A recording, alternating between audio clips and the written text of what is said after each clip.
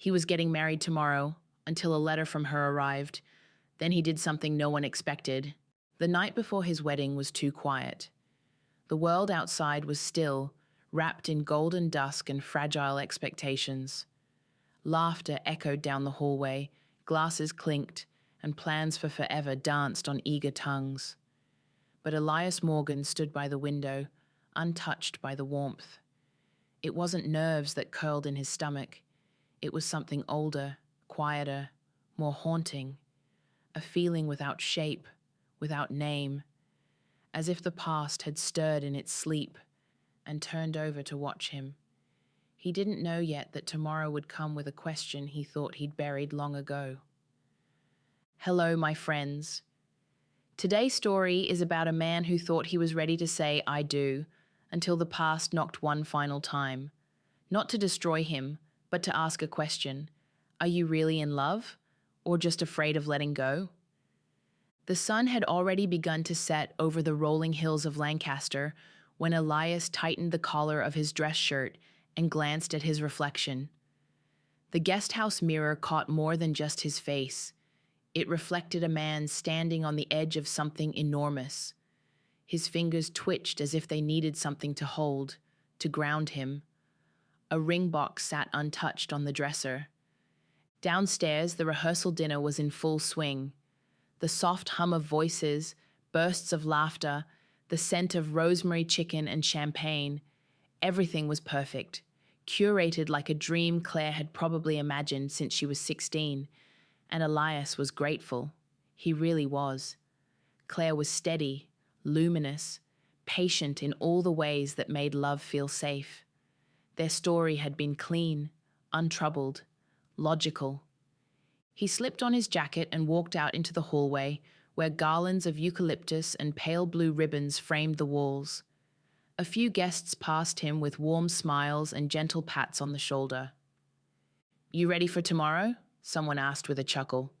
Elias smiled politely. "Yeah, just needed a breath." He stepped outside onto the veranda, letting the cool July air wash over him. The vineyard beyond the guest house was painted in soft gold, the kind of light that made everything seem eternal. Fireflies blinked lazily in the distance. He leaned on the railing and took a deep breath, trying to slow the quiet hum building in his chest. He should have felt joy. He was marrying a good woman, a kind one, a woman who loved him deeply and without question. And yet, under all the ceremony and smiles, a strange pressure lingered in his ribs, like a whisper that hadn't found its voice. From behind him came soft footsteps. "Claire." "There you are," she said warmly, slipping her hand into his. "Thought you disappeared." "Just needed some air," he said. He turned to her, and she looked beautiful even in the casual, simple linen dress she wore. Her auburn hair was pulled back loosely, and her cheeks were flushed from the wine and laughter. She leaned her head on his shoulder. "Tomorrow's going to be magic." He kissed the top of her head. "Yeah," he said, "it will be." Claire didn't notice the way his jaw clenched. She stayed for another few minutes, talking about the photographer's arrival time, the weather forecast, the playlist.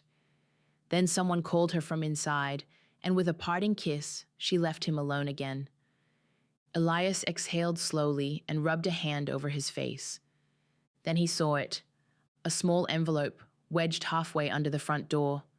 Cream-colored, slightly worn at the edges, no stamp, no name on the outside, just his. His brow furrowed. He walked over, picked it up, and turned it over in his hands.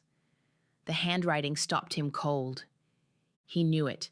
Every curve of those letters, every slant of ink. It was like seeing a ghost in cursive. His pulse kicked. The air seemed to shift. Number it couldn't be. Not now, not after all this time. The noise inside the house faded into a blur as Elias stood frozen in the doorway, staring at the letter like it might burn him. For a long moment, he didn't move. Then slowly, almost reverently, he brought the envelope to his chest. And in the stillness of the twilight, Elias Morgan realized that the past, no matter how deeply buried, always finds its way back. Elias Morgan wasn't the kind of man who cried easily. He'd mastered the art of holding things in, tucking his emotions neatly behind quiet smiles and courteous nods. In college, they'd called him Solid, the guy who never cracked, never panicked, never fell apart. He was dependable, well-liked, and careful with his words. But even dependable men have ghosts. And tonight, as the stars began to prick the sky and the wedding tent fluttered gently in the breeze, Elias felt every part of his armor begin to hum. That letter, it was still in his pocket, the paper whispering against the fabric of his trousers like it had a pulse of its own. He hadn't opened it yet. He couldn't. Instead, he sat alone in the small library of the estate house, the one Claire's parents had rented for the weekend. Leather-bound books lined the walls. The scent of aged paper and wood polish lingered in the air. A glass of scotch rested in his hand, untouched. He stared at the flickering fireplace, but he wasn't really seeing it. He was seeing her. The name came uninvited like it always did. She'd been the kind of woman who made you believe in the concept of gravity, not as science, but as inevitability. When she walked into a room, everything else shifted. The air changed. Conversations paused. Not because she was loud or glamorous. Lena wasn't interested in being seen, but you saw her anyway. They met 8 years ago at a bookstore in Portland. He was browsing the fiction section. She was arguing with the clerk about a misfiled poetry collection. He remembered the exact words she said.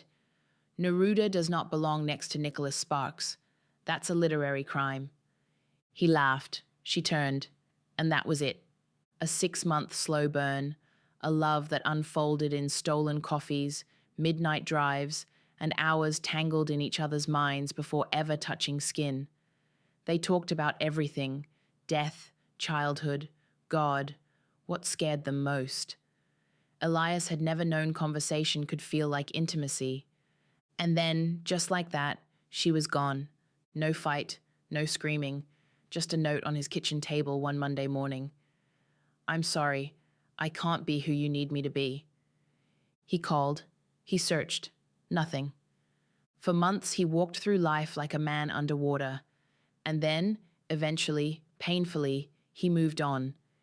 He met Claire at a friend's engagement party. She was smart, beautiful in a classic sunlit way, and everything about her was gentle, steady, safe.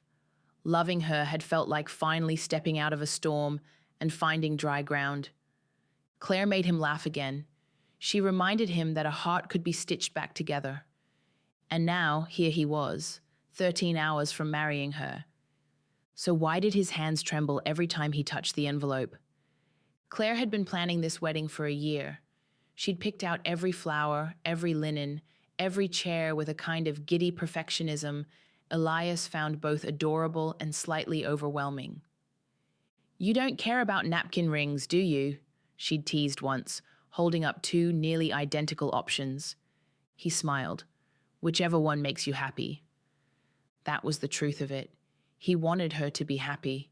She deserved happiness, and she believed with all her heart that he was her forever. Wrote, like every word had already lived 100 lives before it reached the page. His chest ached. He didn't know what he expected. Maybe it was closure. Maybe it was punishment. Maybe just a reason. He turned it over. His name was written in the center, alone. No greeting, no explanation, just Elias. His thumb hovered under the flap. He closed his eyes. Not yet. Outside, the wind had picked up. The branches tapped against the glass like impatient fingers. Somewhere upstairs, Claire was laughing with her sister, planning nail colors and hairspray and which side to part her bangs. He loved that sound. But even as he listened, even as he told himself to walk away from the letter, to burn it, to let the past stay buried. The truth pulsed inside him like a secret heartbeat. He didn't want to forget. Not yet. Not ever. The envelope felt heavier than paper should. Elias held it like it might detonate. It was nearly midnight now, and the house had fallen into a hush. The last of the guests had gone to their rooms, the laughter dimmed, the wine glasses emptied. Only the occasional creak of old wood and the whisper of wind through the windows kept him company. He sat alone again in the library, the letter lying in front of him on the desk. He had placed it there like a relic, not yet ready to disturb it. But it stared at him, taunted him. Lena's handwriting was burned into memory, but seeing it again after all these years, on this night, felt like a rupture in time. He reached for the letter. His fingers brushed the flap. He paused. Then, slowly, he broke the seal. The paper inside was folded once, slightly yellowed, thick, textured, like the kind she used to write her poetry on. At the top, no greeting, no dear Elias, just words, words that hit like thunder in his chest. I don't know why I'm writing this now, or maybe I do. Maybe because tomorrow you're getting married and I have no right to say anything. I've spent years telling myself to leave you alone. I told myself that walking away was the kindest thing I ever did for you. Maybe that was a lie. I don't know anymore. Elias swallowed hard. The words blurred slightly. He blinked once. He could hear her voice, quiet, careful, the way it used to get when she was trying not to cry. His hands tightened around the page. You always asked me what I was running from. I never answered. I was too much of a coward.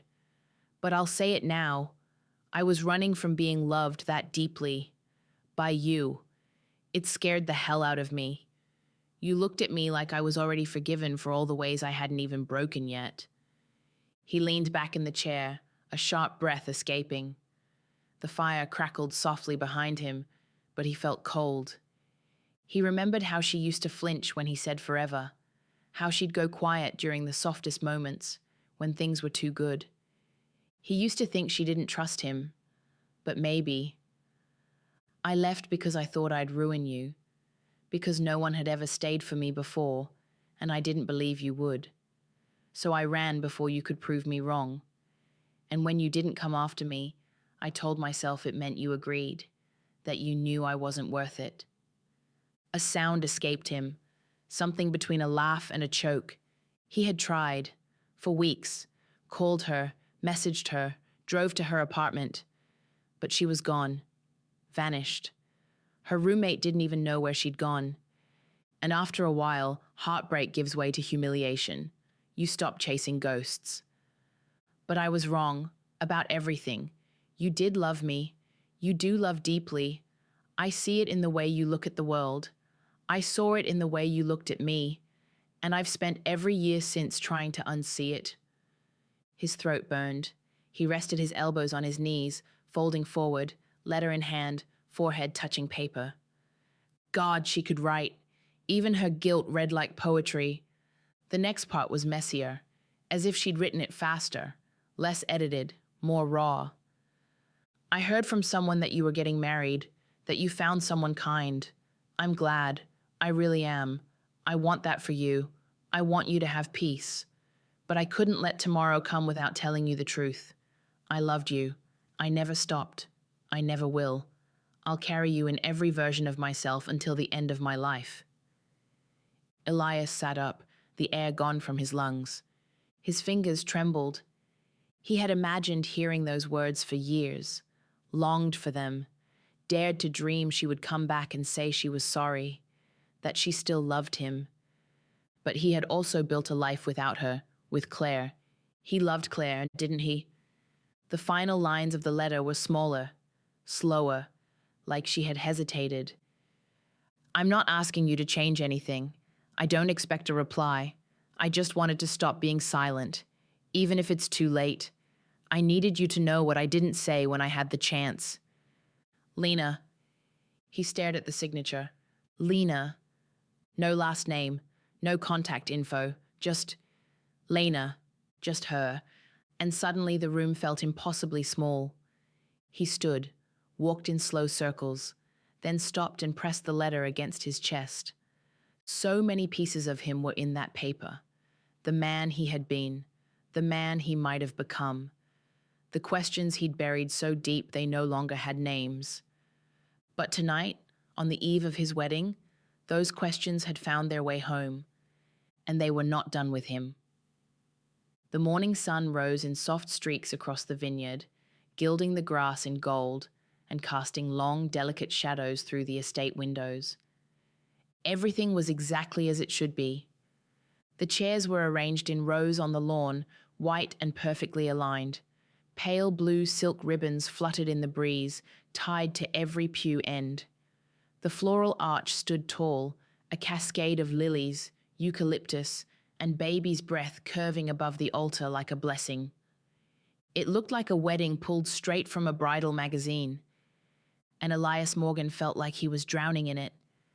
He stood in front of the bathroom mirror, dressed in his crisp white shirt and navy slacks, the top button undone, tie still in his hands. The letter was in his coat pocket, his wedding coat. He couldn't bear to leave it behind, as if not carrying it would make it disappear, make the words fade from his memory. But they wouldn't. They repeated in his mind like a song. I loved you. I never stopped. I never will. He tried to steady his breathing, gripping the edge of the sink until his knuckles paled. A knock on the door. Elias? It was his best man, James. Everything good? Photographer's downstairs. Claire's doing her hair. We've got about 2 hours. Yeah, Elias said quickly. Be right down. He adjusted his collar, forcing the tie around his neck. The silk felt too tight, like a noose disguised as a tradition. He stepped out into the hallway. The house buzzed with wedding day excitement. People moved in and out of rooms. Laughter bounced off the walls, and the scent of fresh flowers clung to the air. And yet, the whole world felt distant, muted, as if he were watching it from the outside, a rooftop in Portland, summer 6 years ago. Lena sat barefoot on the ledge, legs dangling over the edge, a half-eaten carton of strawberries between them. Her curls were wild, her jeans cuffed, a smear of ink on her thumb. She'd been writing in that little leather notebook she carried everywhere. You're quiet, she said, glancing sideways at him. I'm thinking, Elias replied. Dangerous habit. He smiled. I was just wondering how we make this last, how something this good doesn't fall apart. She looked at him for a long time, by not being afraid of the fall.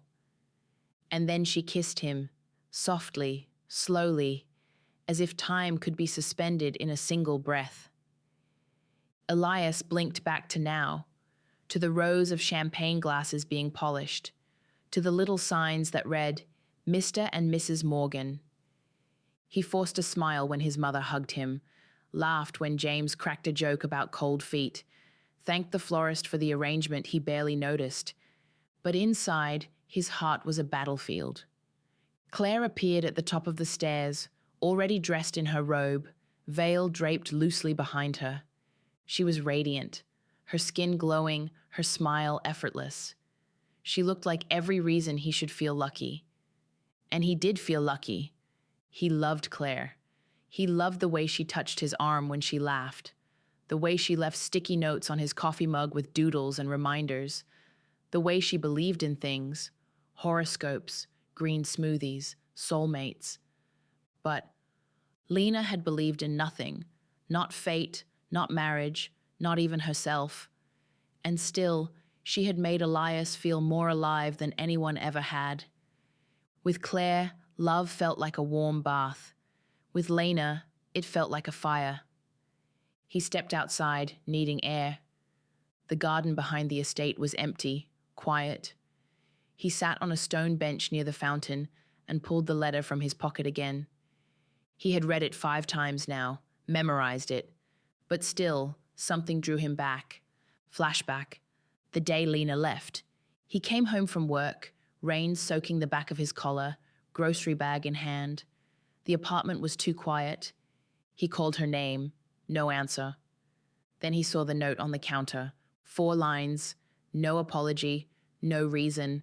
Just an exit. I'm sorry. I can't be who you need me to be. He remembered the way the floor shifted beneath him, the cold that spread through his chest like winter had moved in and never left. Now, 6 years later, she wanted to tell him she loved him. Now, the day before his vows, his hands curled into fists. What kind of cruel timing was this? But then another voice whispered in the back of his mind, one that had never truly gone silent. What if she means it? What if it still matters? A soft voice broke through his storm. Hey! He turned. Claire stood at the edge of the garden path, barefoot in the grass, holding 2 cups of coffee. I thought I'd find you out here, she said. He stood up quickly, pocketing the letter. Sorry, I just needed a moment. She handed him a cup. You okay? Elias looked at her kind eyes, the life they had built, the life she believed in. And in that moment, he hated himself because he didn't know what he felt, because part of him wanted to disappear into the pages of that letter, and part of him wanted to forget it ever came. As she leaned her head on his shoulder, Elias stared into the trees, the letter pressing against his ribs like a secret he didn't ask for. And in the silence between them, he realized something terrifying. It wasn't that he didn't love Claire. It was that he didn't know if loving her was enough. Elias drove without a destination. The venue's private road twisted through the countryside like a question that refused to end, and he followed it out of instinct more than purpose. The early afternoon light poured through the windshield, but he didn't notice the warmth. His hands were locked on the wheel, knuckles white, thoughts tangled and loud. He needed space, noise, silence, anything that didn't smell like florals and promises. Back at the estate, Claire's bridesmaids were probably fixing each other's curls. Her mother was likely polishing speeches, and somewhere, on a hook by the altar, hung a ring meant to bind him to a future he was no longer sure belonged to him. Because Lena had shattered everything, not just with her words, but with the timing, with the truth. She'd said it, finally.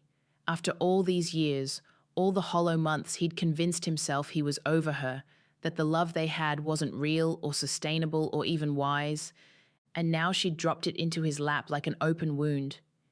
He pulled off onto the shoulder of an empty road and killed the engine. The silence that followed was thick and absolute. Through the windshield, fields stretched endlessly, golden and motionless. He stared at the phone on the passenger seat. The letter had come without contact information. No number, no return address. Just his name in her handwriting and the ghost of a life they never got to finish. But there was still someone who might know. Elias opened his contacts and tapped a name he hadn't touched in years. Callie Hart, Lena's younger sister. The phone rang twice, then a third time. He nearly hung up. Then, hello? He froze. That voice, unmistakably Callie's, brisk, skeptical, protective. Hi, Callie, it's Elias. Silence. Wow, she said finally. Okay, didn't expect that today. I know, I'm sorry, he said quickly. I wouldn't be calling if it wasn't important. Let me guess, she said flatly. She wrote to you. His chest tightened. Yes. On the day before your wedding. Figures. There was a bitter edge to her voice, and he didn't blame her. Do you know where she is? Callie sighed. Why? I need to see her. More silence. It stretched long and tight between them. I don't think that's a good idea, Elias. You've moved on. You're getting married. I don't know if I have, he said, and the words surprised even him. Callie let out a quiet breath. She's in town. She came back 2 weeks ago. I didn't know she sent the letter until yesterday. She didn't want to interfere. He gave a pained laugh. It's a little late for that. There was a pause, then her voice softened. I'll text you the address. But Elias, be careful. You're not the only one with a heart that's been through hell. The call ended. A second later, a message came through. Garden House Cafe, off Cyprus, 3 p.m. She might still be there. Elias looked at the clock on the dash. 2:26 p.m. The cafe was tucked between a grove of old trees, its windows shaded by ivy, its sign a weathered piece of driftwood with the name carved in delicate script. Elias parked and sat for a moment, heart thudding against his ribs. He didn't know what he'd say, or what he even wanted. But his feet moved before his thoughts caught up. He stepped inside, and the scent of coffee and cinnamon greeted him like an old friend. A soft jazz track played in the background. The place was mostly empty, except for one figure seated in the back corner. Lena. She hadn't changed. Or maybe she had, and he was just seeing her in a way that made the old version blur. Her hair was still long and wild, her fingers wrapped around a coffee cup the way she used to when she was nervous. She looked up. Their eyes met. The air left his lungs. Elias, she said softly. He walked over slowly, sat down across from her. For a long moment, neither of them spoke. Then she said, I didn't think you'd come. He ran a hand through his hair. I didn't think I would either.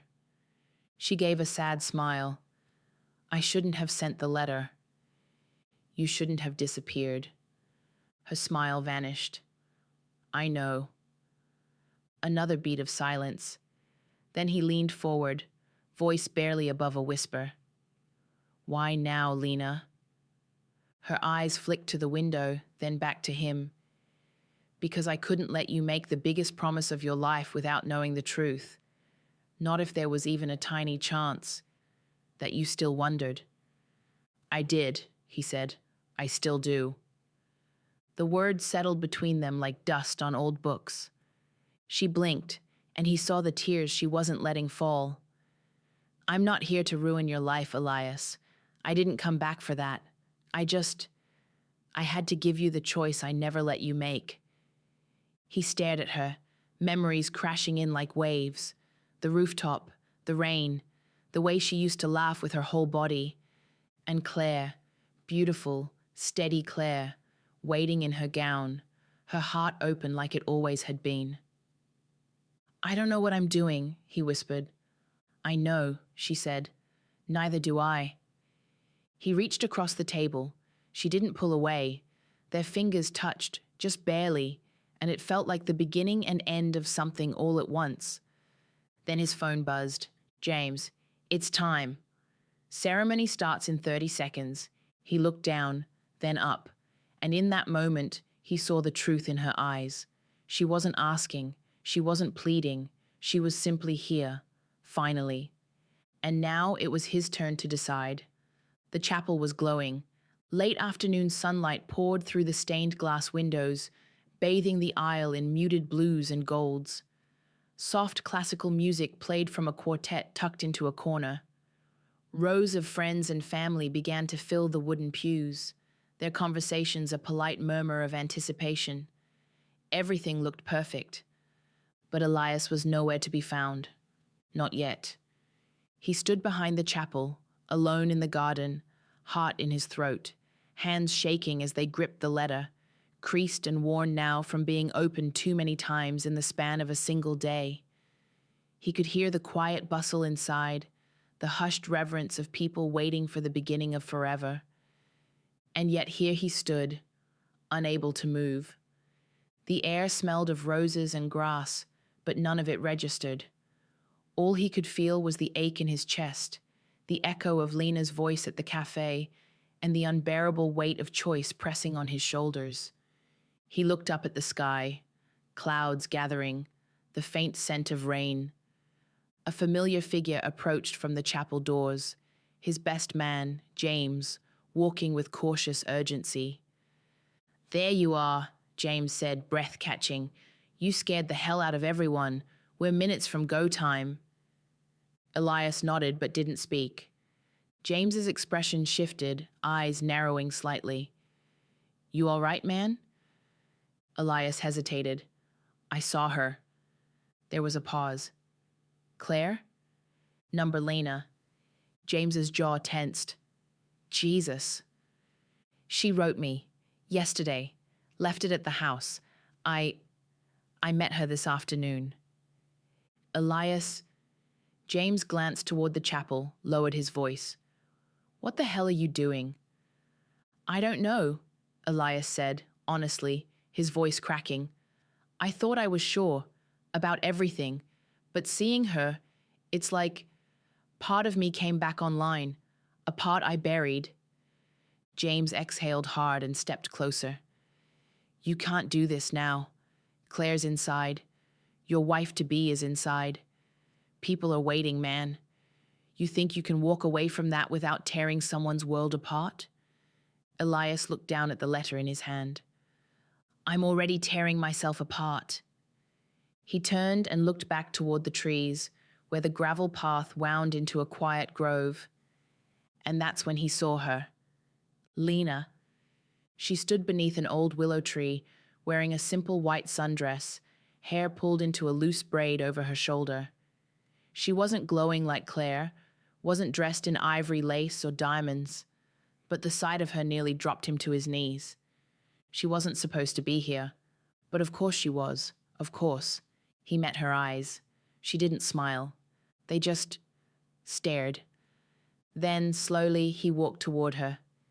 James let him go. Each step felt like a heartbeat, each breath a decision. When he reached her, neither of them spoke at first. The wind picked up, tugging gently at her braid.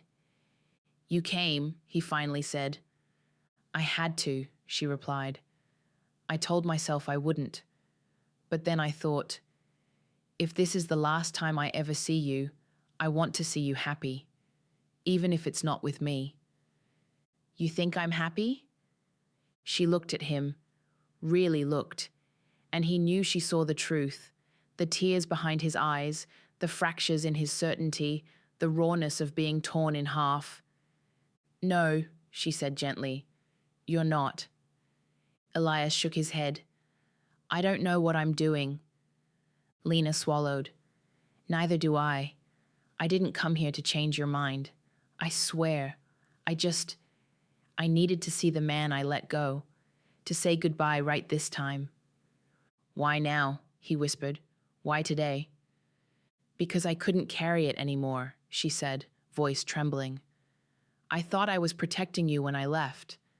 I thought letting you go was noble, but all I did was leave a wound where love should have been. She looked down, then up again. I was wrong, Elias, and I live with that every day. He stared at her, her vulnerability, her trembling lips, the way her voice cracked, and suddenly it all boiled over. Do you know what it took to get here? He said, voice rising. To rebuild my life? To stitch myself back together without knowing why you left? You disappeared, and I spent years convincing myself it didn't mean anything, that I didn't mean anything to you.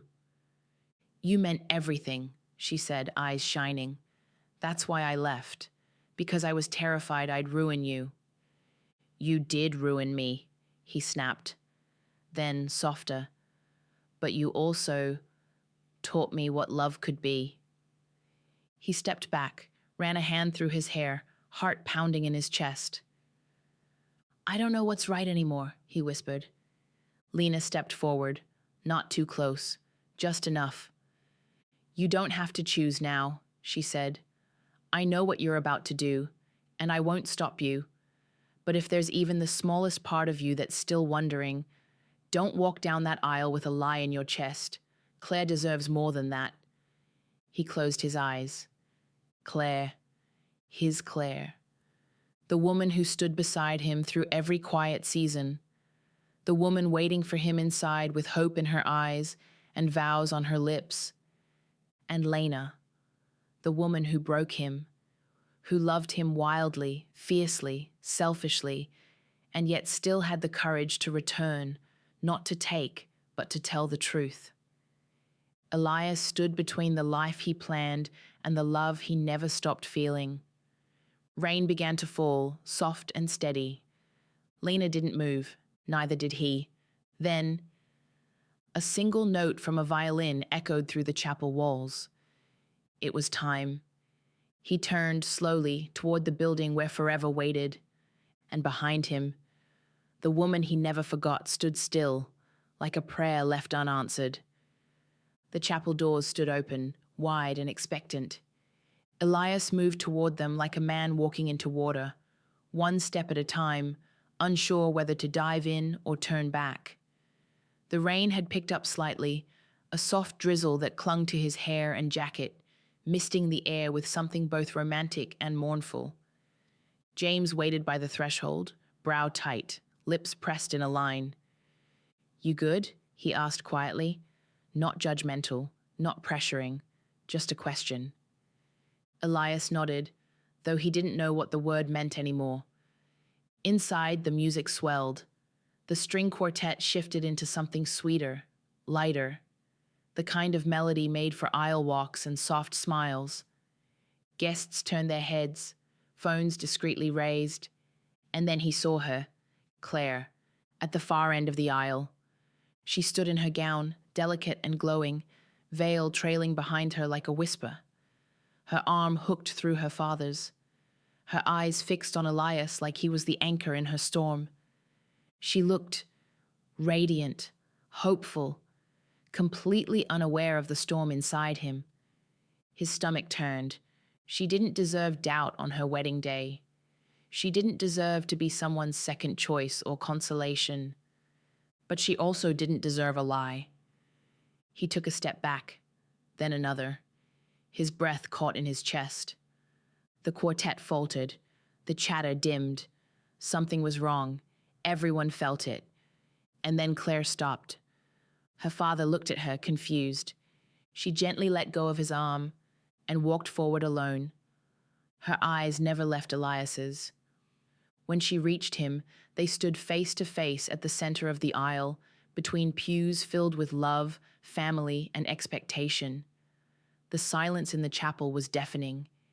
He looked at her like he was breaking, like he wanted to run, scream, weep, but mostly he wanted to be honest.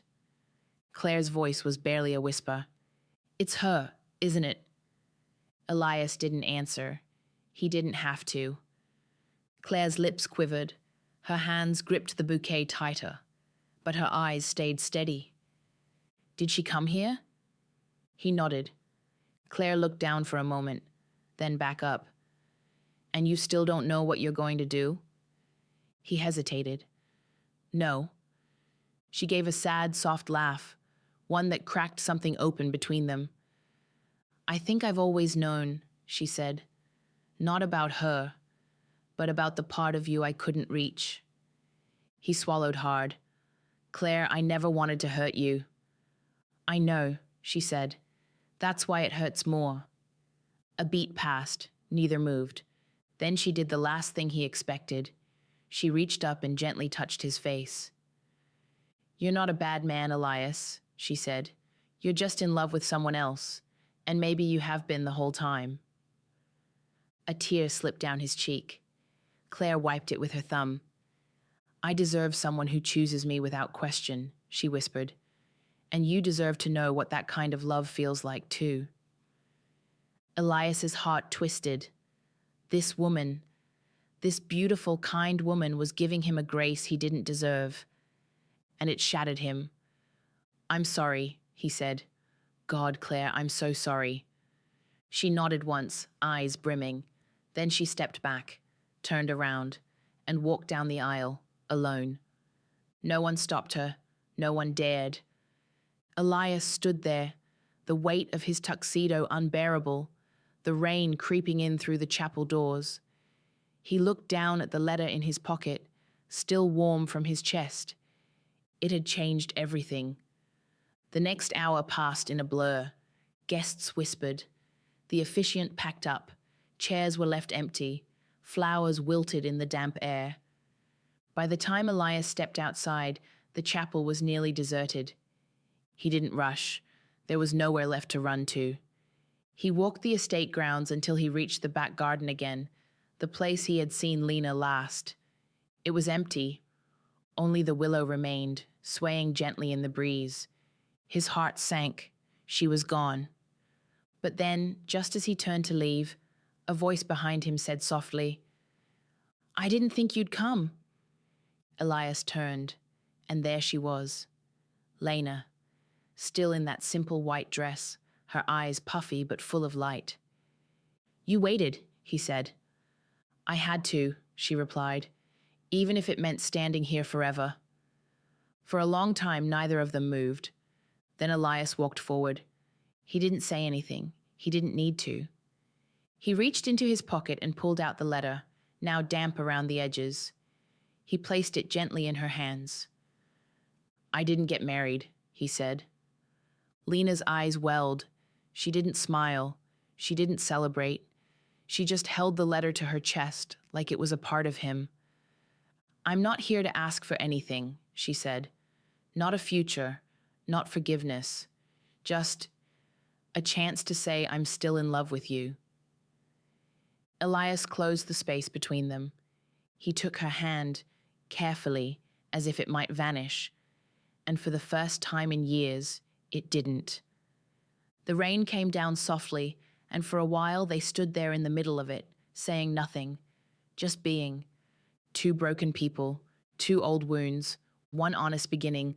The vineyard slept quietly beneath a veil of twilight. Most of the guests had gone, their cars now distant specks on the winding country road. The ceremony that never happened had ended without applause or celebration, but also without fire or fury.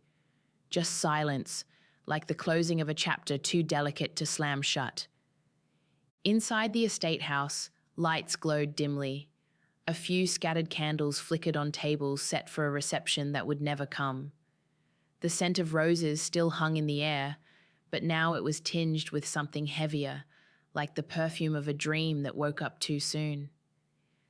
Elias sat alone in the room where the letter first found him, the one with the mirror and the fireplace and the chair that still held the shape of his indecision. He stared at the flames, a tumbler of scotch untouched in his hand. He had not spoken to Claire since the chapel. Her family had handled things with painful dignity, her father nodding silently, her sister helping her out the side door. There had been no shouting, no drama, just the soft sound of a heart making peace with disappointment. And that, Elias thought, was the worst kind of goodbye. Not the ones with slammed doors and broken vases, the ones with silence, with acceptance, with love that let go. Upstairs, Lena was asleep in the guest room, curled on her side like she used to sleep years ago, tucked in tight, as if hiding from dreams. She had asked for nothing, no promises, no definitions, just to be near, to hold his hand when he was ready. And for now, that was enough. Elias stood slowly and moved toward the fireplace.